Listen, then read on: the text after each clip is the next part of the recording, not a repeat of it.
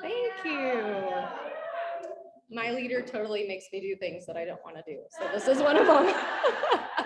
Everything she said about coaching, she does it. Oh, thank you. So I'm Leah Pearson. Jamie wanted me to share, this is my second Ruby retreat.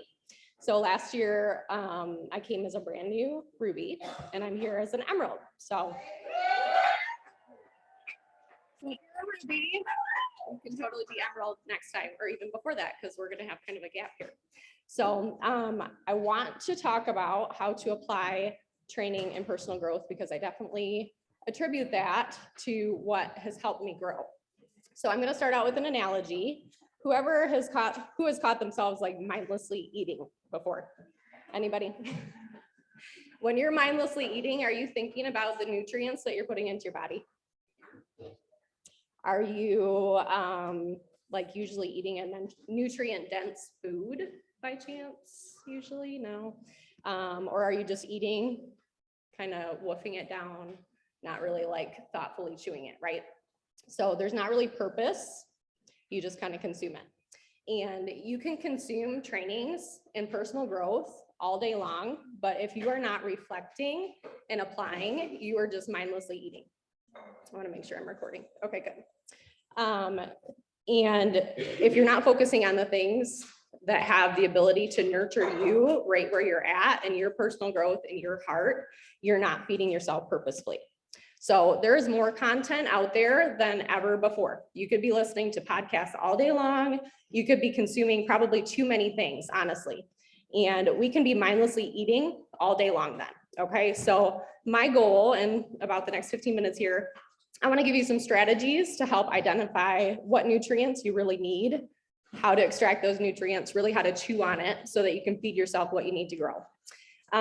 First of all, I want to talk about our thoughts a minute. So our thoughts are essentially just like chaotic matter that's going around in your head, okay? There's no order to it. So in order for you to know what that you need to work on and where there's holes, mindset issues, limiting mindsets, whatever it is, you have to have clarity. So in order to gain clarity and really take stock with where you're at in your thoughts, there's a couple tools that you can use.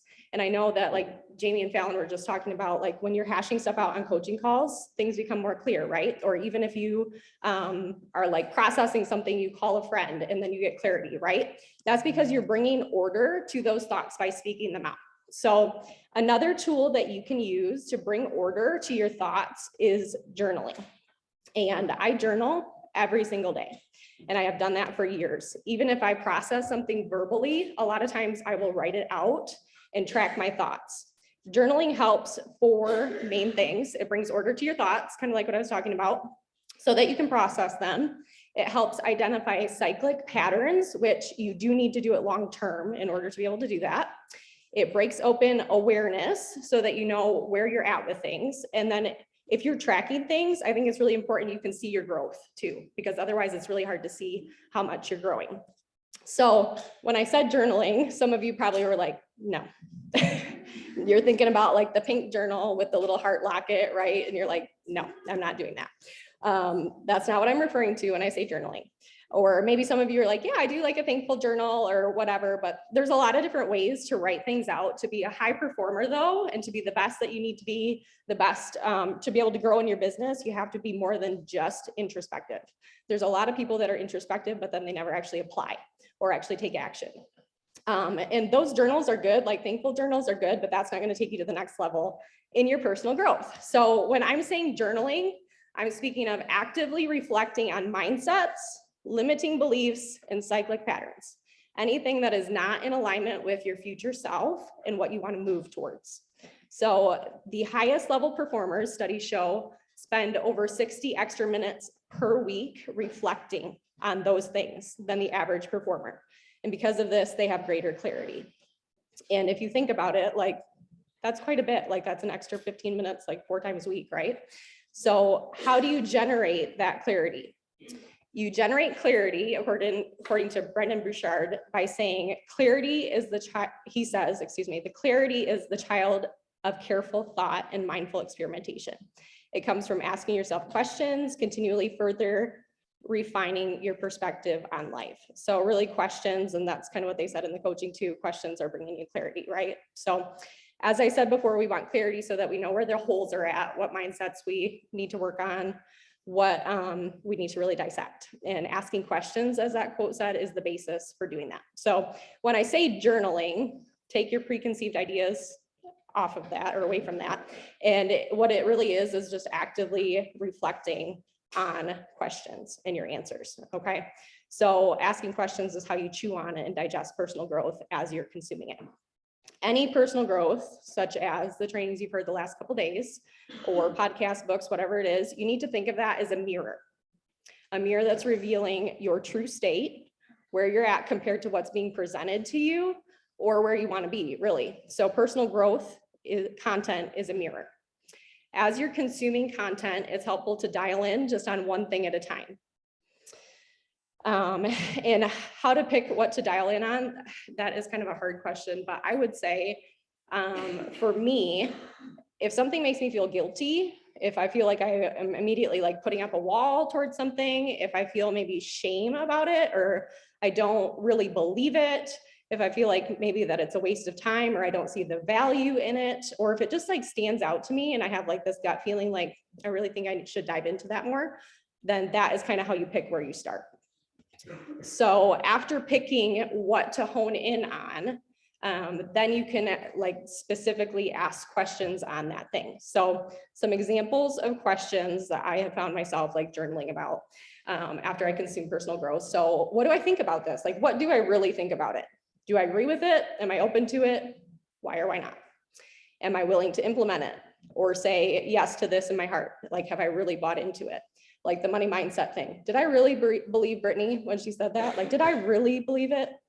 What actions do I need to take to implement this? Is there anything that would get in the way of me into implementing this? Why have I not implemented it yet? How will it benefit me? Like, what would the fruit of it be if I did implement it? What will happen? I think Natalie kind of said this too. What will happen if I don't do this? And so literally making yourself journal and actually dictate the answers to those questions. Through these questions, you're going to be able to see what you're resistant to, what you're pushing back on, or something that needs to change in your mindset.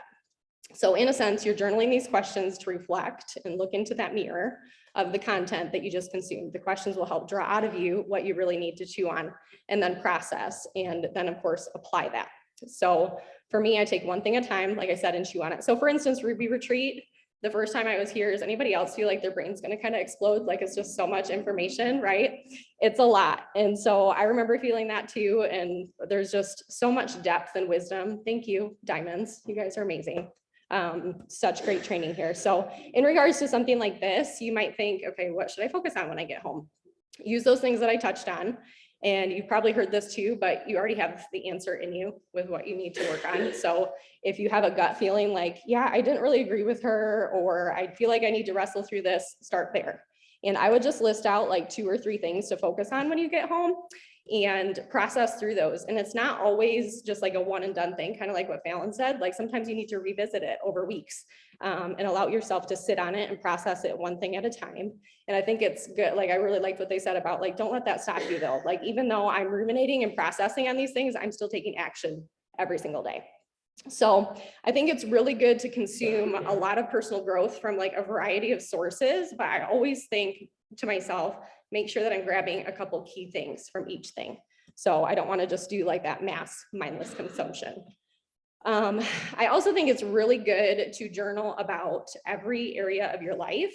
So if you're doing Bible reading, your relationships, how you're interacting with your family. And I think one thing that was really eye-opening for me is when I started tracking what came out of my mouth, because out of the abundance of the heart, the mouth speaks, right? So what are you saying on coaching calls? Is there anything that like you said it and you kind of like, I'm surprised I said that, or that actually came out. I didn't realize I was feeling that, right? So write those things down.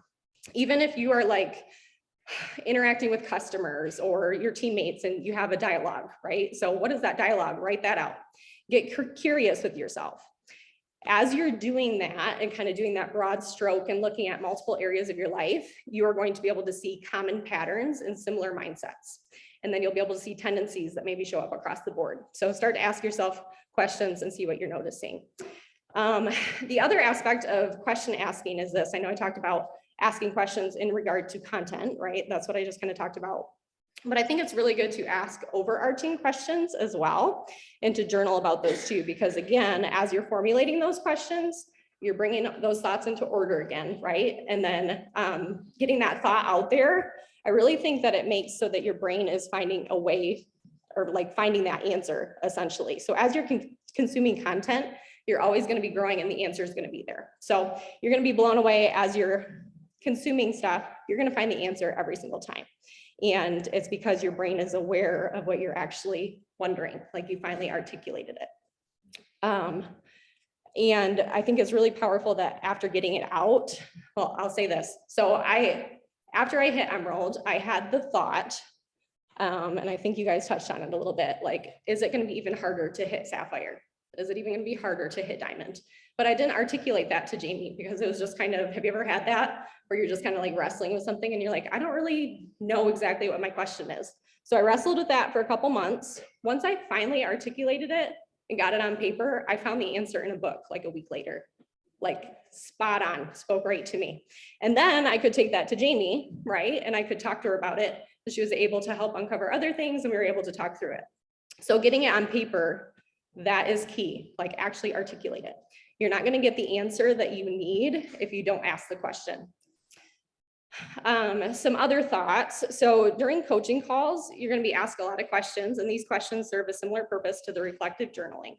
And they just help you dig into things a little bit more. Limited things can be covered on your coaching calls though, and your sponsor's time is valuable. So make sure that if you're asked a question that pricks your heart, or you're like, you know what, I need to dive in that more, journal that, and then check back in with them later. Like they don't necessarily have to process with you side by side. Like take initiative on that.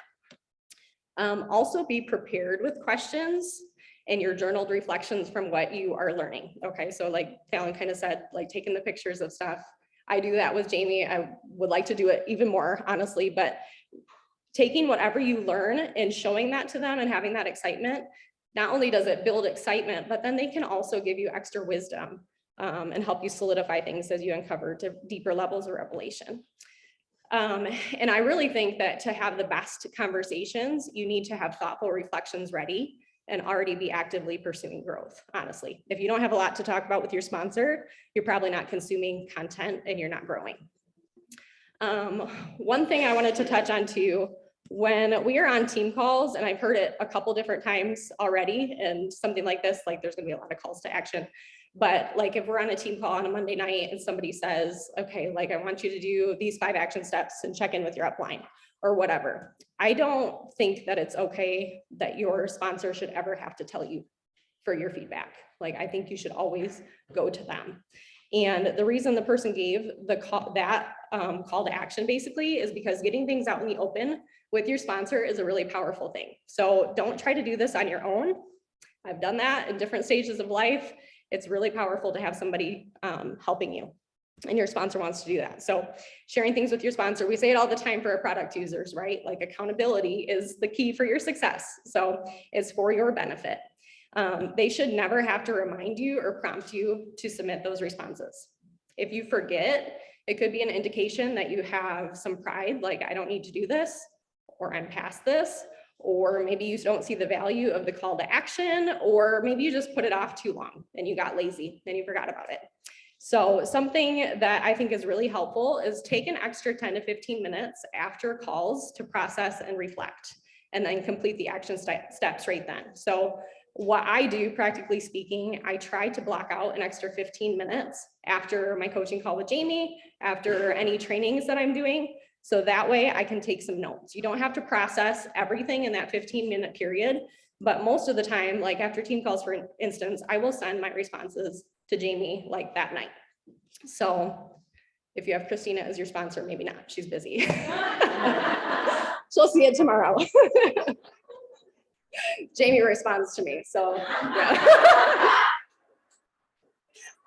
Sorry, it's bad for Bill. It's bad for Bill. And You know, Jamie has never had to hunt me down for that. I don't think ever. And if she has not gotten a response, she has permission to hunt me down. Like, that's okay. I give her permission to do it. But my philosophy is my growth is my responsibility. And so I plan on probably, and I think Jamie has said this too, that she checks in with Fallon still on things. So it's like, that's my philosophy. Even when I'm a diamond, I probably am going to check in with Jamie and be like, hey, this is what I'm learning. These are my takeaways, you know, whatever. If your sponsor is giving you action steps to do on a coaching call or whenever, it's really disrespectful of their time and not honoring if you're not doing those too. So really commit to never having to have them ask you to do something twice. If it's like a skill set thing and you're like working and learning, like that's different. But if it's like a clear action step and you're just not doing it, that's really dishonoring. If you want to grow, you have to commit to doing what they ask. And I really think the longer I've been a part of this team, you can trust the heart of your leadership here. Like they're not going to ask you to do something that's not beckoning you forwards towards growth. So as you do these things, I really think the bottom line is it's eliminating friction in your business so you can move ahead quicker. And it's really, really high yield work. It's not anything super flashy. It's just a matter of if you will have the discipline to do it or not. So that's all I got. Emily.